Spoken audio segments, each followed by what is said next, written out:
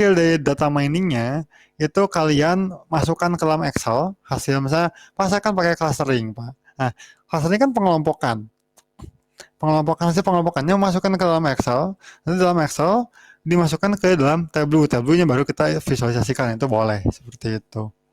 Nah, kan kita pakai yang Tableau yang publik. Kalau yang publik memang banyak keterbatasannya. Tapi kalau kalian pakai yang Tableau-nya yang premium, itu banyak sebenarnya bisa dijoinkan dengan Python, ada dijoinkan dengan MySQL, cukup banyak fiturnya. Nah, tapi kalau yang pakai tabel publik ya mau nggak mau memang hanya bisa menggunakan Excel dan CSV. Artinya hasil dari data miningnya, kalau kalian menggunakan data mining untuk dapetin informasinya ya masukin dulu ke dalam Excel. Excelnya masukkan ke apa namanya tuh di tabelnya. Nanti tahapan analisisnya ya tahapan analisis data mining nantinya di laporannya seperti itu. Tapi tabelnya ya hasilnya hasil dari miningnya dia masukin ke Excel di Tableau. Seperti itu, Hari. Jawab nggak? Cukup Pak, jawab Pak. Karena kan Tableau nggak bisa. Kalau yang publik ya, terutama yang publik itu belum bisa dijoinkan dengan codingan. Artinya nggak bisa masuk langsung dari coding Python, langsung hasilnya dimasukin ke Tableau, nggak bisa. Nah, jadi harus mau nggak mau hasilnya dimasukin ke Excel, dari Excel baru dimasukkan ke Tableau. Seperti itu, Hari. Baik Pak. Oke. Ada lagi? Pak, saya belum kebagian kelompok, Pak. Kenapa nggak kebagian? Kan di kelas ada 15 orang. Kan itu cuman ada 4. 4 apa?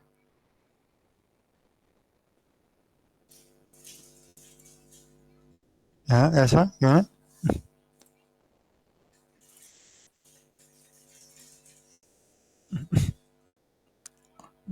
Ini putus ini gimana? Kayaknya bermasalah Pak koneksi Yaspa. Oh iya. Ya bener, kok tiba-tiba ada 4 ya. Terus kenapa 4?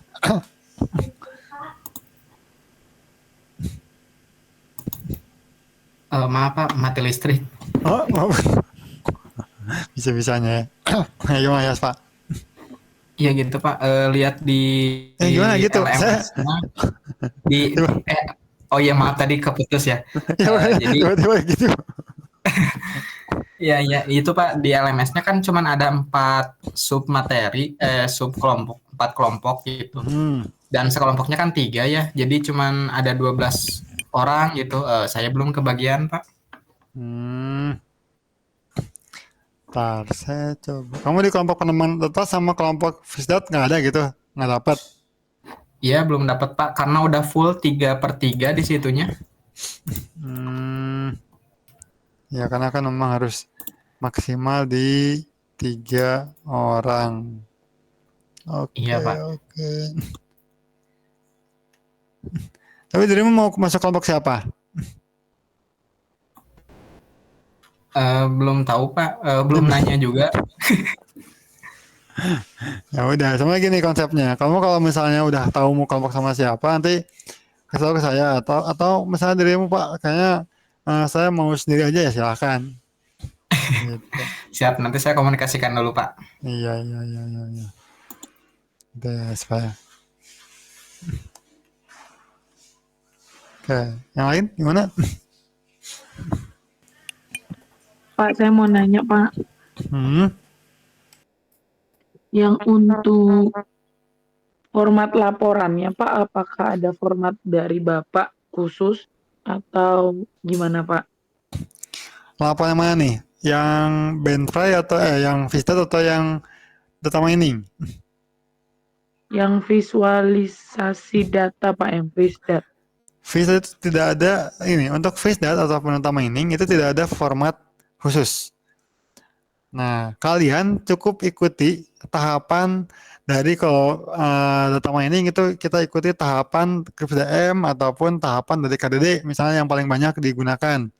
Nah, kalau kalau Visdat itu bisa kita gunakan yang Benfly yang kemarin. Jadi kan misalnya di tahapan analisis kita ngeliatin dulu stakeholder siapa. Nah, dijelasin aja misalnya gini. Untuk stakeholder yang akan menggunakan visualisasi data ini adalah siapa? Nah, kalian bermain peran di situ. Nah, nanti setelah itu masukin nih yang nomor 2-nya. Nah, tugas dan tanggung jawab dari stakeholder. Misalnya kalian, pas saya stakeholder ada 2, Pak. Misalnya untuk dosen dan kaprodi misalnya. Karena walaupun datanya sama gitu ya, tapi kan kebutuhan informasinya akan beda antara dosen dan juga kaprodi. Nah, kamu bikin nih untuk yang menggunakan aplikasi Vita saya adalah dosen dan kaprodi. Nah, nomor 2, tugas dan tanggung jawab. Untuk dosen memiliki tugas dan tanggung jawab sebagai berikut. Nah, jelasin. Entah pakai poin-poin, entah pakai kalimat, silahkan. Nah, kemudian nantinya di poin nomor 3-nya misalnya masukin ke pemetaan informasinya. Nah, pemetaan informasi dari tugas dan tanggung jawabnya, dia informasinya apa aja nih untuk mendukung atau mengakomodir si tugas dan tanggung jawabnya. Terus seperti itu aja, pakai tahapan Bentry. Nah, kalau misalnya kalian masih kebingungan, Pak, ini saya masih belum kebayang, Pak, itu gimana? Kan bisa cari di Alip Unicom, itu skripsi-skripsi mahasiswa yang membahas mengenai visualisasi data. Itu sudah banyak sepertinya. Jadi, kalian bisa lihat tahapan bab 3-nya dari mereka sebenarnya. Nah, itu bab 3-nya itu sama kayak laporan kalian. Tapi nggak perlu sekompleks yang mereka sebenarnya gitu. Itu aja sih, Stephanie. Begitu juga nih untuk yang apa ya? Untuk yang data mining, ntar ya. Mungkin saya lupa nih.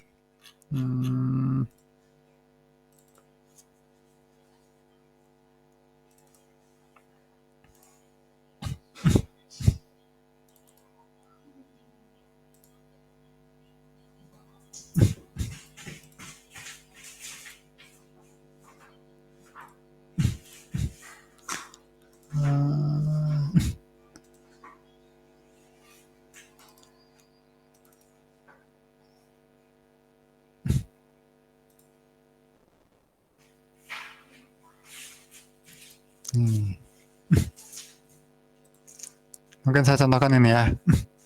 Nah, nah. Ya. Sama kayak dengan gini, Pak.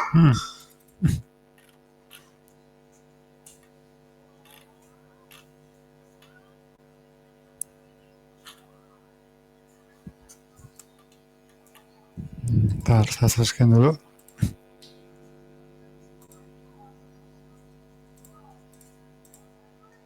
Nah, nih kok nggak keluar?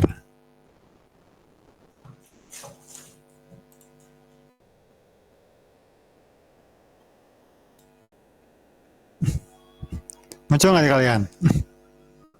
Muncul, Pak. Nah, ini salah satu penelitian dari saya ya. Nah, ini contohnya untuk mengelompokkan penerima beasiswa. Nah, ini saya metodologinya menggunakan KDD. Nah, di KDD contohnya gini ya. Itu dia ada dari data ke target data, ada preprocessing, ada transfer data, pattern, dan collage. Nah, ini tahapannya. Nah, di dalamnya ada proses seleksi, preprocessing, transformation, data mining, sampai interpretation. Nah, ini cukup tinggal dimasukin. Sama aja sebenarnya. Nah, ini selection. Nah, ini siapa data yang kan seleksi ini dari tahapan data sampai ke target data. Artinya datanya di sini saya pilih. Kita punya data cukup banyak seperti itu. Nah, apakah semua atribut yang kita gunakan? Kan enggak. Di sini saya hanya menggunakan contohnya nih di sini ya. Untuk data akademik atau raport ya kalau kita bilang, itu kita hanya akan ambil atributnya dari NIS-nya atau nomor induk siswa, nama, lalu nilai matematika, lalu nilai bahasa Indonesia, dan bahasa Inggris. Nah, ini yang saya ambil. Nah, kemudian untuk data aktivitas atau ekskul. Data ekskulnya saya ambil data nomor mahasiswa dan sebagainya. Nah, ini tinggal di data selection. Jadi, dari kumpulan data yang besar, atau dari dataset yang kalian gunakan, kan nggak akan mungkin semua atribut digunakan. Atribut mana yang kalian pakai, nah itu yang dipilih. Itu tetap tahapan di selection. Nah, kemudian tahapan preprocessing. Nah, kita tahu dari atribut yang udah kita pilih, mungkin saja ada nilai-nilai yang tidak sesuai. Tidak sesuai di sini bisa karena 0 atau kosong, atau memang nilainya tidak sesuai dengan yang kita inginkan. Contohnya misalnya ada NIM tapi isinya alamat, nah itu kan nggak benar. Nah itu dicek lagi. Nah ini contohnya untuk yang nilai nol, dapat nilai nol lalu diapakan seperti itu. Jadi ini tahap preprocessing sampai datanya. Nah ini kan tahap preprocessing sampai data yang selesai atau data siap diproses. Nah nanti dapat diproses sampai akhirnya masuk ke tahapan transformation. Nah ini dilihat nih, karena di sini ada kebutuhan. Karena di sini saya menggunakan AHC, artinya saya harus membuat nilai yang bentuknya kategorikal diubah jadi numerikal. Nah, ini contoh transformation. Nah, ini contohnya, nah untuk data gaji pun saya ubah 1 sampai 10 sesuai dengan, jadi semakin tinggi ini dia semakin berpotensi untuk mendapatkan beasiswa contohnya. Nah, di sini kita lihat no income dia dapat nomor 10. Di sini untuk pekerjaan orang tuanya ini kan atau apa di unemployed atau tidak bekerja itu 11 dan seterusnya. Nah ini, jadi semakin tinggi itu semakin berpotensi untuk mendapatkan beasiswa. Contohnya kayak gitu. Nah, jadi apapun yang kalian rubah ya masukin di sini. Data mining, tinggal dicek data mining. Di sini pun juga saya bilang kemarin bilang ambil sampel datanya. Di sini pun juga saya ambil sampel data hanya 32 mahasiswa, 32 siswa. Kemudian saya cek kalkulasikan, ya dihitung, diproses according distance-nya. Karena ini formatnya paper, jadi format paper itu terbatas. Jadi otomatis saya hanya bisa ngasih contohnya menggunakan according distance, contoh perhitungan seperti ini, sampai dihitung word-nya dan sampai muncul seperti ini. Ini hasilnya akhirnya. Tapi kan kalau kalian kan laporan. Kalau kalian bentuknya laporan ya nggak perlu sesingkat ini. Memang karena bentuknya jurnal, jadi sehingga harus cukup 8 halaman. Jadi mau nggak mau ya harus, nah hitungnya seperti ini. Ini proses perhitungannya sampai dapat interpretation. Nah ini interpretation didapatkan. Apa yang kita dapatkan kesimpulannya? Contohnya kalau misalnya kita mau bikin dari 8 cluster ini, nah ini kita bisa lihat. Nah, ini konklusinya, mana sih? Nah, ini mana interpretationnya sih? Saya lupa ya. Nah ini nih. Based on characteristic for each form cluster. Nah, ini bisa kita lihat nih. Misalnya cluster 1 itu yang fokusnya kita kelihatan bahwa dia untuk data matematikanya 87, bahasa Indonesia 90, dan dia tidak memiliki pekerjaan untuk ayahnya, tapi ibunya dia dapat 1,9 juta. Nah, dan dia menggunakan alat transportasi motorcycle. Nah, ini kan kita bisa lihat bahwa cluster 1 itu berpotensi untuk mendapatkan beasiswa. Kenapa? Karena ayahnya tidak bekerja. Dan gaji dari ibunya pun itu sekitar 1,9 juta. Seperti itu. Nah, ini tinggal dipilih. Seperti itu. Ini karakteristiknya. Jadi kan sampai ke tahapan interpretation. Ini contohnya kalau pakai KDD. Nah, kalau pakai CRIF-DM ya beda lagi. Karena CRIF-DM kan berangkatnya itu dari business understanding. Seperti itu. Berarti otomatis ya beda lagi caranya. Nah, kan bisa tinggal dipelajari. Ya. Nih, jadi tahapannya ikuti metodologi data miningnya. Seperti itu. Bisa ya? Gimana Stefani? Baik Pak, terima kasih Pak. Kebayang ya? Ya minimal kebayang lah. Nah jadi sebenarnya tugas ini baik itu Fisdat ataupun data mining ini pun juga membantu kalian. Membantu kalian di mana? Membantu kalian kalau misalnya nantinya kalian mau fokus penelitian di bidang data. Nah, saya sudah ajarkan bagaimana metodologinya, kalian tinggal ikuti penulisan dari metodologinya ya. Nantinya kalau kalian skripsi di bidang data ya, sebenarnya itu yang akan kalian tuliskan. Gitu. Baik itu Fisdat ataupun di data mining. Itu ya. Oke, ada lagi? Tanyakan. Makasih Pak. Oke, sama-sama. Diva, gimana Diva? Mau memastikan aja Pak, untuk Fisdat pengerjaannya boleh menggunakan Power BI nggak? Silakan. Cuma saya kurang tahu kalau Power BI itu bisa bisa dikasih link publiknya nggak? Nah itu belum tahu sih Pak kalau itu. Nah kalau misalnya nggak bisa nanti gimana Pak? Berarti screenshot aja. Di screenshot dashboardnya masukin ke laporan. Karena kan saya harus lihat dashboardnya ya. Oke. Iya. Kalau filenya juga dikirim aja Pak. Atau Kalau Power BI itu dia dibukanya pakai apa sih? ada aplikasinya Pak Power BI gitu kayak di Microsoft Word kayak gitu. Nah, misalnya gini nih. Jadi kalau misalnya kayak Python, kan dia punya notebook ya. Di mana notebook itu sebenarnya kalian tidak punya not Python pun, adalah komputer kalian tidak terinstall Python, itu masih bisa dibuka. Kalau dibuka pakai Chrome atau browser itu masih bisa. Bentuknya notebook seperti itu. Nah, Power BI apakah harus install Power BI-nya? Nah, untuk saat ini saya tahunya harus install sih Pak. Nah, itu kan jadi PR ya. Iya. Nah, itu. Tapi berarti tinggal tapi coba aja dikasih linknya. Harusnya sih ada ya. Ya kayak Tableau pun kan dia Tableau publik, itu kan dia memberikan fasilitas di internet. Jadi tinggal dikasih link dashboardnya itu otomatis bisa kita akses. Gitu. Nah, saya nonton nih. Power BI bisa nggak? Harusnya sih bisa ya. Gitu. Oke, baik Pak. Tapi boleh. Cari tahu dulu. Tapi itu boleh aja. Terus kalau misalnya Pak nggak bisa Pak ya udah cukup screenshot aja dari Power BI-nya, dashboardnya nanti dimasukkan ke laporan. Oke, baik Pak. Terima kasih Pak. Oke, ada lagi.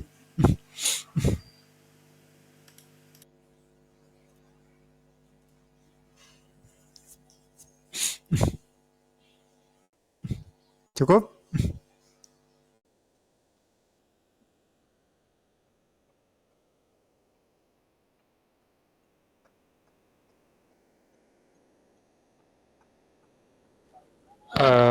Pak, Ya, gimana Fajar? saya ini mah benar-benar dari nol banget, saya nggak tahu harus ngapain tugasnya. Kemarin kan nggak fokus juga tuh, masih kerja minggu kemarin, jadi boleh dijelasin nggak Pak? Dari nol gitu. Buset. Apa sih yang harus dibikin tuh gitu maksudnya? Kalau dari teman-teman gitu, dari sekelompok katanya kayak bikin ini bukan Pak, kayak nanti kita cari satu sampel data, Aha. terus nanti kita cari buat perhitungan data miningnya, nanti divisualisasikan. Gampangnya gini. Itu sebenarnya agak kurang tepat juga ya. Jadi gini, tugasnya itu cari dataset. Bebas kan, kalian mau dataset apapun. Nah, berhubung kalian dengan saya itu 2 mata kuliah, artinya kan dataset tersebut bisa kalian gunakan untuk 2 mata kuliah ya. Iya, Silakan betul. aja. Nah, tapi untuk data mining dan juga Visual itu sama beda. Jadi kalian untuk data mining ya tinggal cari metodologi data science seperti apa, kalian mau dapetin informasi apa dari proses mining. Itu dulu data mining. Nah, kalau Visual mungkin di dalamnya Visual-nya itu ada satu informasi yang menggunakan data mining. Itu boleh. Jadi tinggal kalian pakai lagi nih hasil dari data miningnya, tapi kalian bentuk Visual, itu boleh. Tapi kalau saya untuk Visual saya nggak akan pakai yang informasi yang pakai data mining, cukup informasi yang pakai statistik, ya udah, nggak perlu pakai proses data mining untuk di Visual gitu, Fajar. Kalau untuk laporannya 2 berarti atau 1 aja cukup? Oh, 2. Kedua, karena kan beda kan. Yang satu pakai tahapan metodologi Dendry, yang satu pakai metodologi data science untuk menggali informasinya gitu. Karena beda metodologi data science untuk visualisasi data dan metodologi untuk ekstraksi pengetahuan, itu kan beda. Kalau buat data mining kan itu mungkin ada rumus yang harus dikerjain kan Pak? Ya. Nah, kalau misalkan kayak pakai Python gitu Pak, itu gimana? Masih kaci atau enggak? Kan memang boleh pakai Python. Oh, boleh. Oh, kirain harus dirumus kodret pakai tangan gitu. Justru kan saya bilang tadi, ambil sampel 30 data itu nanti kalian hitung manual, tetap ada hitung manual ya, karena kan untuk melihatnya, karena pakai Python bukan kaci atau nggak kaci, hanya membuktikan. Python itu membuktikan misalnya gini, kalian udah ngoding di Python nih, nah kalian cobain masukin data yang sama gitu ya ke Python-nya, hasilnya sama nggak dengan proses manual, kan gitu ya. Kan tujuan coding itu sebenarnya untuk membuktikan, dan di penelitian sebenarnya ngoding itu nggak wajib. Coding itu hanya untuk membuktikan. Kalian bisa tanya deh sama dosen-dosen yang udah S3 gitu ya. Sama mereka itu dosen S3 itu nggak wajib ngoding. ngoding itu di penelitian itu hanya untuk membuktikan bahwa hasil proses manual yang mereka lakukan itu memang bisa dibuktikan. Jadi buktinya pakai apa ya? Ngoding gitu. Oke. Gitu kalau S3 ya. Tapi kalau untuk S1 memang harus jadi produk. Gitu. Tapi sama konsepnya. Kan ngitung manual dulu, dari proses manualnya dibuktikan di coding. Itu tapi nggak harus pakai Python, pakai Excel juga bisa kok. Seperti itu. Alright.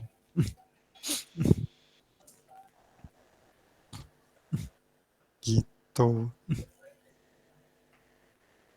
Oh, tinggal dibaca aja ketentuannya dulu. Dibaca dulu ketentuannya.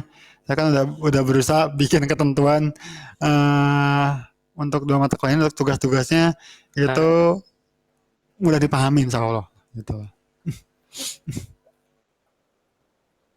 Oh ya udah ada. Saya baru buka LMS-nya Pak. Aduh. Aduh. Ini dari server Discord sebelah apa dari kerja langsung ke sini jadi bingung. Ayo. Udah ya Fajar ya. Ya oke Pak, siap. Itu saya baca. Oke. Lagi?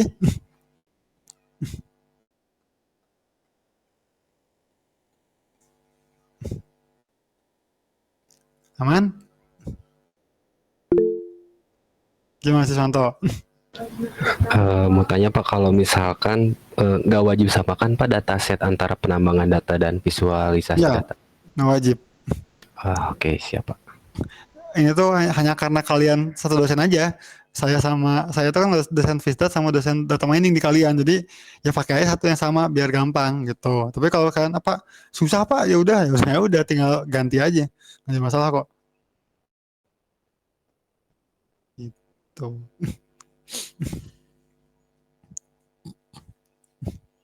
Lagi?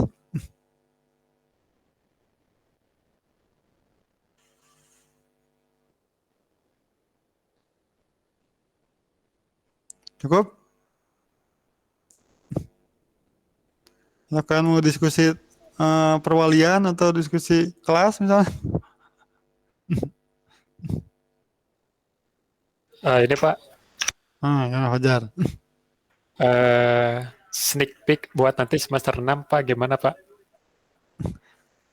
Semester 6 saya nggak akan ngajar kalian. Oh, jadi Karena saya nggak ngajar data. Di semester 6 tuh udah bukan data. Tapi udah masuk ke RPL. tapi belum diarahin belum. gitu kan? Belum, 7 belum. baru pengarahan. Oh ya, oke. 7. Kalau kalian nanti ngambil data, kalian bisa ngambil topik SNE atau Social Network Analysis, nanti ketemu lagi sama saya. Tapi kalau kalian biasanya kalau kelas karyawan itu mata kuliah pilihannya dipilihin sama prodi gitu. Ya. Kenapa dipilihin oleh prodi? Karena untuk dosen yang ngajar malam itu nggak banyak.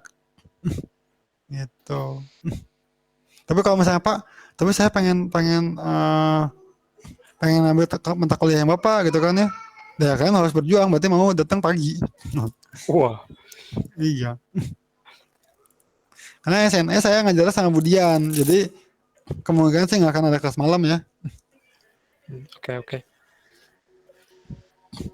Berarti Nah, kalau- itu semester terakhir sama Pak Fahrian gitu, kalau misalkan nggak ngambil data ke depannya. Iya, Waduh. terakhir. Karena saya cuma sampai semester 5 untuk data. Nanti ketemu lagi di semester 7 di mata kuliah pilihan. Insya Allah itu juga ya. Kalau kalian ngambil data ya. Jadi kalau di semester 7, nanti kalian akan ada sekitar 2 mata kuliah yang kalian mungkin tidak akan bareng-bareng. Gitu. Ya. Karena mengikuti kalian topiknya mau kemana, apakah mau ke IoT, mau ke mobile misalnya, atau mau ke data, mau ke RPL, itu langsung mecah lagi kalian di situ, pecah di situ nih 2 mata kuliah. Jadi akan ada 4 mata kuliah pilihan di semester 7 dan semester 8. Nah di 4 mata kuliah itu kalian akan pisah sebenarnya. Kan nggak akan mungkin bareng-bareng semua ya, akhirnya semuanya ngambil data semua gitu, kayaknya kecil kemungkinan. Berarti buat jadwalnya juga atau mengikuti malam atau pagi tuh Pak? Kalau saya bilang, kalau dipilih dari prodi, kalian hanya akan dapat yang sama. Ya, Tapi ya, kalau ya. misalnya kalian, Pak, saya pengen ngambil yang lain, dibolehin nggak? Boleh-boleh aja, cuman kuliahnya nggak akan mungkin malam, Iya, pagi. iya. Nah, Iya, iya, gitu. iya. Iya, iya. Nah, Wah, Kalau kelasnya Pak, misalnya pilihannya beda-beda itu gabung sama kelas yang lain, kan karyawan yang lain. iya. Nggak, bukan gabung sama kelas kalian lain. Kelas IF di semester kalian. Atau oh di angkatan kita angkatan ya. tahun 2022 ya kalian tuh ya? Eh, Satu. Oh, ya, 21 ya. satu. 21, 22 kan gitu. Itu seangkatan semua. Jadi bisa jadi nyampur. Kalian dari IF 10, IF 1, IF 2 kalau ngambil topik data ya berarti ketemu lagi sama saya gitu. Pagi. Aduh. Pagi biasanya. Tapi kok ada kok beberapa yang kelas karyawan, saya masih ingat kok 3 anak yang ngambil data, ya dia pagi-pagi datang. Ya gampangnya dia tiap minggu hari Jumat pagi-pagi izin ke kantornya untuk telat. Berarti 16 kali tuh ya. Berarti kalian kesana 6 bulan itu setiap hari Jumat telat terus. Gitu aja sebenarnya. Izin ke kantornya ya gitu. Tapi kalau pagi tuh biasanya harus pasti ke kampus ya mungkin Pak. Nggak kayak sekarang gitu kan, sekarang kadang banyakannya di online gitu. Ya. Karena mata kuliah pilihan tuh banyaknya kalian akan banyak experience. Artinya banyak nyoba. Itu kemungkinan nggak akan mungkin sering tetap muka. Gitu Oh, aja oke. sebenarnya. Oke. Kan akan lebih banyak ke tugas yang ya kayak tadi ya. Ada data analisis. Nah, saya pun sama nanti. Kan untuk SN pasti banyaknya ke mandiri. Kan melakukan analisis data sendiri gitu loh. Oke. Gitu Fajar.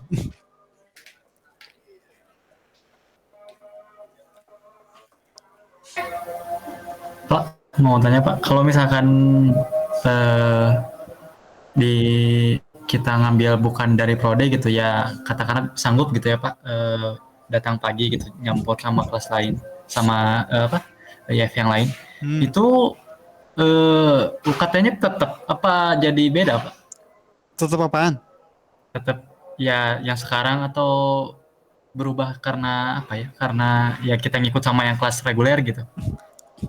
Tetap apanya Sidik? Harganya, bayarnya. Wah, sama kurang tahu itu mah harga mah. Wah, Saya kalau untuk keuangan saya kurang tahu itu mah kebijakan dari Unicom sebenarnya.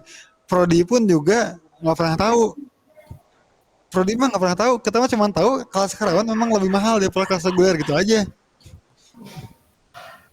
Cuman saya kurang tahu tuh kalau untuk nanti kan ngambil Pak, kan saya ngambilnya pagi Pak, jadinya kan toh sebenarnya saya ngajar malam juga nggak ada bedanya ya sedikit. Artinya kedosennya upahnya sama aja, mau ngajar malam ataupun ngajar pagi sama aja, makanya banyak yang nggak mau ngajar malam. Kenapa? Ngapain kita capek-capek ngajar sama malam, tahu upahnya juga sama kayak yang pagi kan? Gitu. Waduh. Kan dosen-dosen pernah nggak mau sebenarnya mah. waduh. Harus diregulasi ulang tuh. Nah, coba kalian lah demo lah. Nah, Indonesia Perubahan. Gitu ya. Jadi makanya kenapa dosen juga pada nggak terlalu mau ya kelas malam, karena upah per SKS-nya sama. Upah per SKS-nya mau yang pagi, mau yang siang, sore ataupun malam sama. Jadi ya mendingan siang lah. Gitu aja sebenarnya. Nah saya kurang tahu nih, apakah nantinya misalnya Pak kan saya ngambil pagi, berarti SKS-nya akan beda ya? Enggak juga ya, karena kan kalian SKS-nya paket ya kalau nggak salah. Paket. Iya, kalau paket berarti udah pasti nggak akan mungkin berubah. Kirain Jadi berubah gitu, ada diskon atau apa gitu, karena Wah. nggak full ambil paket kan, yang pilihannya ngambil apa ngikut sama reguler gitu. Jadi Enggak. semi reguler karyawan. Enggak juga sih sebenarnya, karena kan yang lihat SKS-nya ya.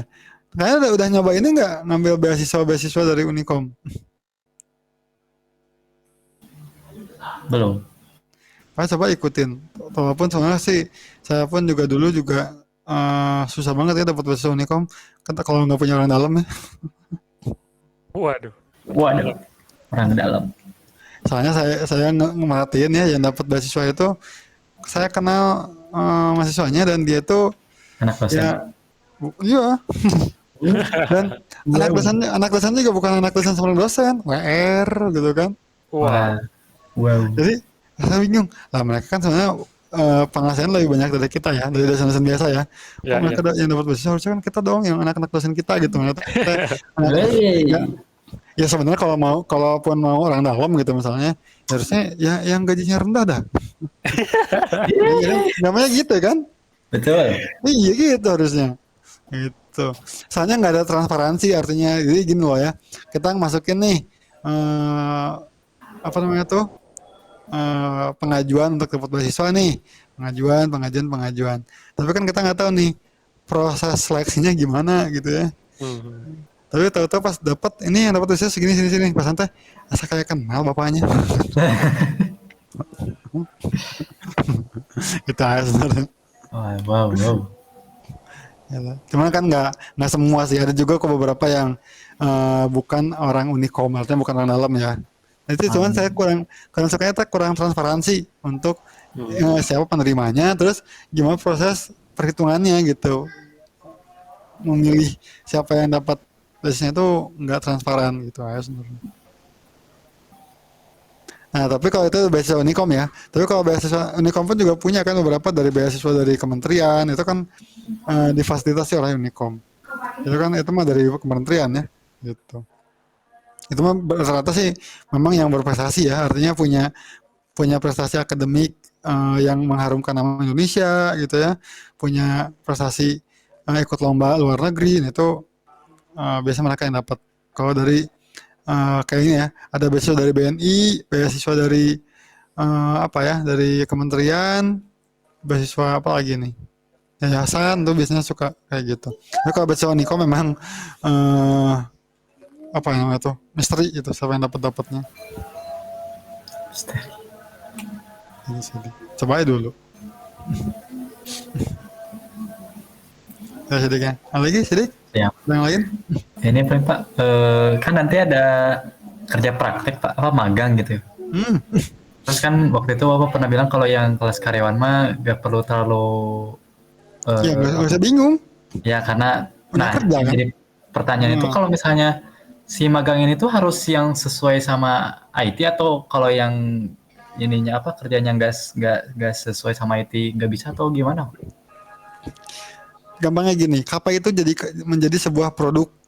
Nah, artinya gini, kalau misalkan Pak, saya kan bukan di bagian IT Pak, ya kan, bikinnya misalnya web profile gitu ya, company profile, kan itu udah jadi produk ya, gitu. Oh, berarti nggak perlu yang sampai harus bikin apa gitu, yang penting mah ada. Jadi sebuah produk, udah. Produknya gitu ya Pak, apapun itu. Iya, apapun itu. Produknya jelas di bidang IT ya. Pas saya produknya ini jadi Pak, ya nggak kayak gitu caranya. Oh iya. Produknya di bidang IT ya, pokoknya jadi produk aja.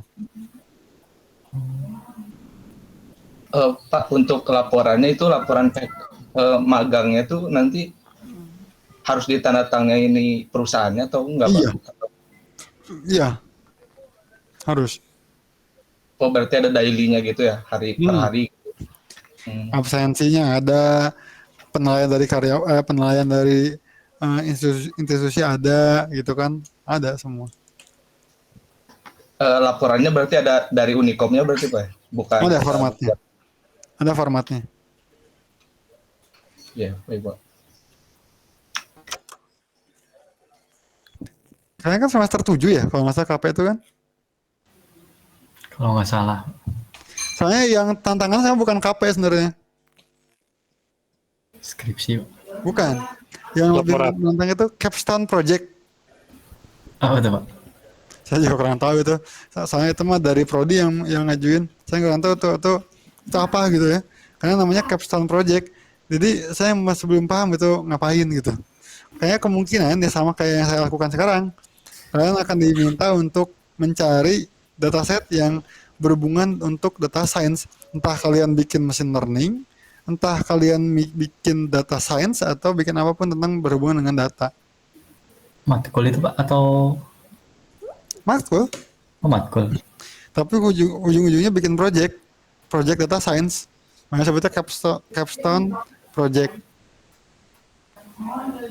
Wow. Itu mata kuliah itu. Dan yang ngajarnya itu langsung Pak Anhan.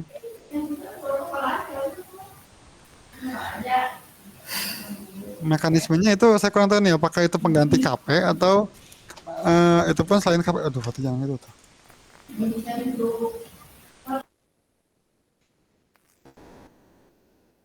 Seperti itu. Nah, lagi? Pak, terakhir Pak, saya mau nanya lagi. Yang terkait ini Pak, mata kuliah pilihan tadi kan katanya di semester 7-8 ada penjuruan. Nah itu tuh kan katanya yang kelas karyawan udah ada pilihan mata kuliahnya Pak ya. Nah misalkan kita kan misalnya ada 3 mata kuliah pilihan beda-beda nih Pak. Nah itu tuh satu kelasnya tetap kita aja Pak yang milih itu atau gabung kelas karyawan lain Pak ya, maksud itu? Enggak, kan tadi saya bilang gabungnya satu angkatan. Oh, termasuk yang reguler jadi malam gitu Pak atau? Oh, kalau kelas karyawan dan kalian yang ikutnya ngambil kelas karyawan ya kalian lagi ketemunya. Kalian doang. Nggak digabung lagi, hanya kalian aja. Oh, kirain tuh Pak ada yang reguler masuk ke karyawan kirain. Nggak mungkin. Reguler nggak akan mungkin masuk ke karyawan. Jadi kalau karyawan mungkin boleh masuk ke reguler, tapi kalau reguler nggak akan mungkin bisa masuk ke karyawan. Oke, baik Pak.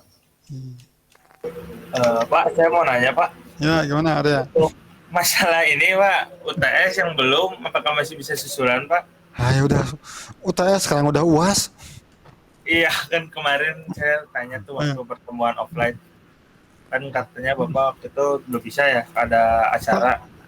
Ya tadi dirimu semuanya juga hari Sabtu pada datang, dirimu nggak ada lagi. Ya udah, Iya, berarti kerjaannya susah ini Pak, susah banget minta izin. ya berarti maksimalkan di tugas besar sama di yang dikumpulkan kan gitu ya. Oh, ya. Itu aja. Oke, baik Pak. Makasih banyak Pak. Oke, mari. Jadi tidak ada susulan ya Pak? Sekarang udah UAS.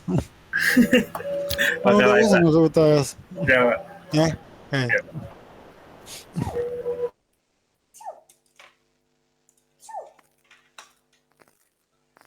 Lagi cukup?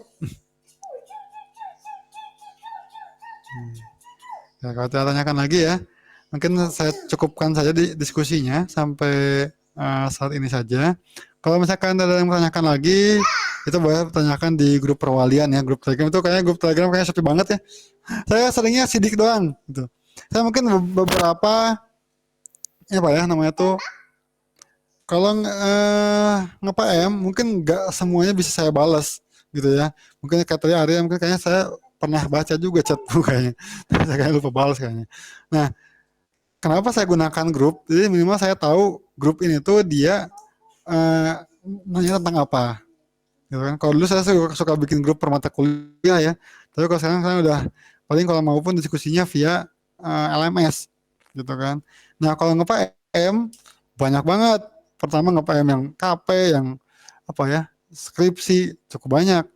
Nah, jadi saya kayak sidik kan karena udah sering dan apa ya, si ikonnya juga ya gampang ya. Udah tahu ini si sidik nih. Paling nanya mata kuliah dia. Pak masuk nggak Pak? Paling gitu doang. Gitu kan. Jadi udah tahu nih dia mau ini. Nah, kalau yang lain saya kadang-kadang tuh ditunggu dulu. Jadi artinya tuh adalah saya belum ada waktu untuk kalau misalnya ada yang mau ngajak diskusi atau apa, saya masih belum ada waktu, lupa aja kan. Nah, tapi kalau di grup tuh saya biasa di-pin. Kalau di-pin itu ya tujuannya supaya biar dia tetap di atas gitu. Yuk, kalau bisa mah di grup gitu. Ya. Jika tanyakan lagi, terima kasih untuk kehadirannya. Nanti kalau ada yang mendiskusikan bisa di grup saja. Saya akhiri. Wassalamualaikum warahmatullahi wabarakatuh. Waalaikumsalam warahmatullahi wabarakatuh. Terima kasih Pak. Terima kasih Pak.